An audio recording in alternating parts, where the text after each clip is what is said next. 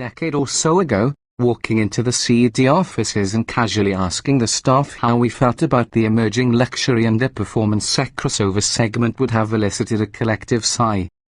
For enthusiasts who grew up in an era when BMWs, Porsches, and, to the point here, Jaguars occupied rarefied space in the automotive landscape, the risk of tainting a storied bloodline by mixing with on-size fights most crossovers seemed a real possibility. But with more than a decade of booming sales now behind us, history has proved that the buying public shared little of our disdain. Given consumers' willingness to lay down premium cash for crossovers wearing premium labels, the arrival of the Jaguar F-Pace was inevitable. What's remarkable is how Jaguar managed to leave more than a smattering of the brand's essence intact. As we pointed out in our first drive of the 2017 F-Pace, Jaguar is one of the last manufacturers to get in on this popular segment, arriving a full 13 years after the BMW X3 and 17 after the X5 began prowling the well-heeled burbs. Our first impressions of the F-Pace were of a well-rounded vehicle, the Jaguar crossover displaying an impressive amalgam of comfort, styling, and interior space for a surprisingly restrained base price of $43,385 for the 35 tons with a 340 horsepower 3.0-litre supercharged V6. The F-Pace model at the tippy top of the lineup is the one tested here, the 2017 Jaguar F-Pace S First Edition. Selecting the F-Pace S First Edition achieves two objectives in one fell swoop. It bumps the 3.0-litre supercharged V6's output by 40 ponies to a hearty 380 horsepower, and it equips the F-Pace with essentially every luxury and performance option in the F-Pace arsenal. The hit parade starts with a set of 22-inch XX 15-spoke aluminium wheels shod with Biley P0 tires, and it doesn't let up from there. Head-up display? Yep. Automatic parking, adaptive cruise, leather seating, Wi-Fi hotspot, heated rear seats, rear AC, and auto liftgate. All included. Rhodium silver metallic paint. The only color available. Two things that first edition status does not grant you, however, are a full-size spare tire and a trailer hitch. So you'll have to select a less F-Pace if the objective is to tow that Coleman pop-up camper to Watkins Glen. The only option available on the first edition, which was on our test vehicle, is the $400 activity key, a Fitbit-like wristband that can be used to lock and unlock the vehicle. The price for bypassing the order sheet and going straight for the VIP section, $71,095. Mathematically inclined readers will note that that's $13,400 more than the $57,695 base price of the non-first edition F-Pace S model.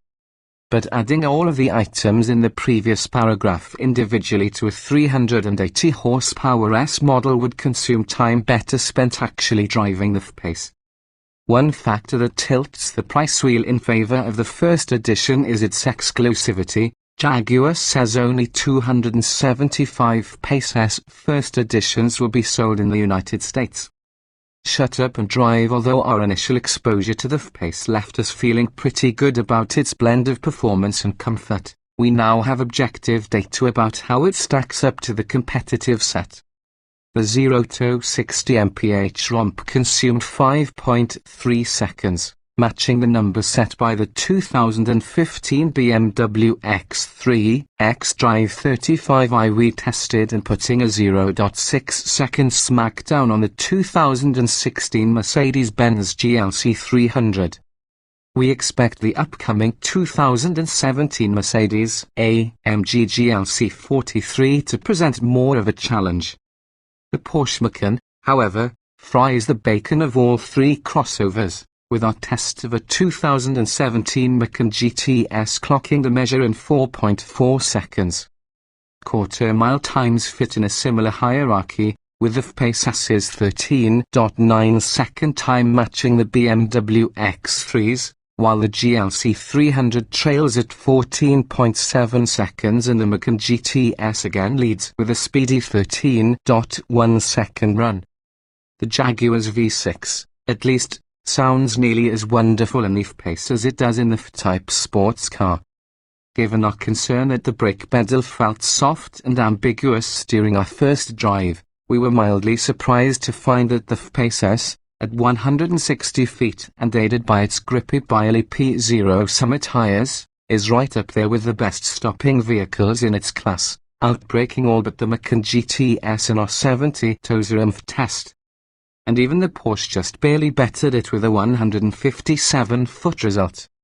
The Jaguar's pedal action is still about as predictable as Gary Busy, but now we have proof that it's actually doing the job well. The F-Pace's chassis is adept at multitasking. Credit the Adaptive Dynamics package called ADP, which includes electronically adjustable Bilstein dampers, fitted to all first editions. Buyers of prestige and sport models can add the ADP for $1,000, and they should consider doing so. We found the setup deftly kept harsh impacts at bay when traversing broken pavement. In addition to the dampers, the ADP option allows the driver to select dynamic or normal modes individually for throttle mapping, the transmission shift strategy, and steering effort. These modes are entertaining to monkey with, but most of the time we just left everything in dynamic mode.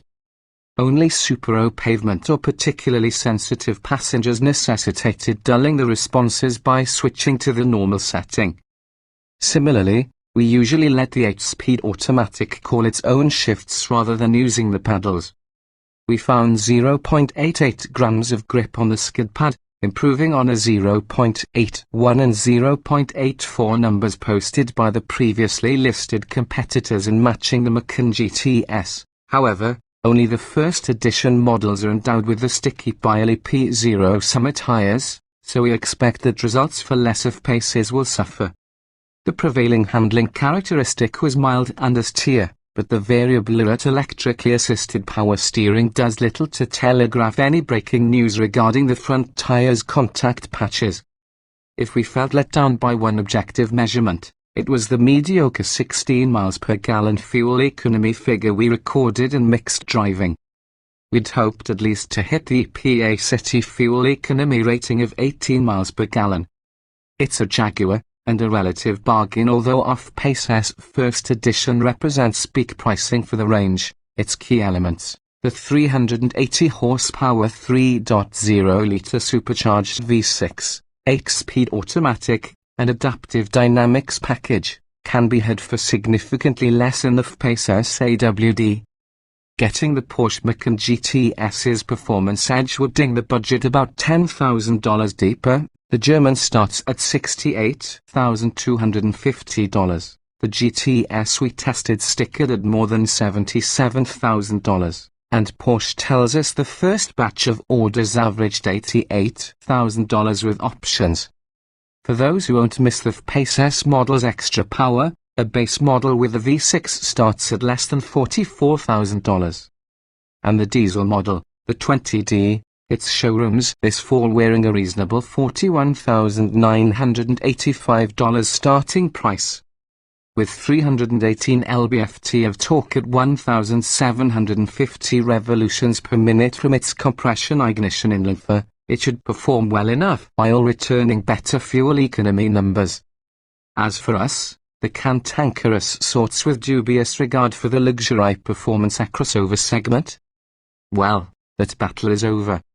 Bloodied but somewhat unbowed, our sneers have been largely redirected toward the so-called crossover coupe segment. For now.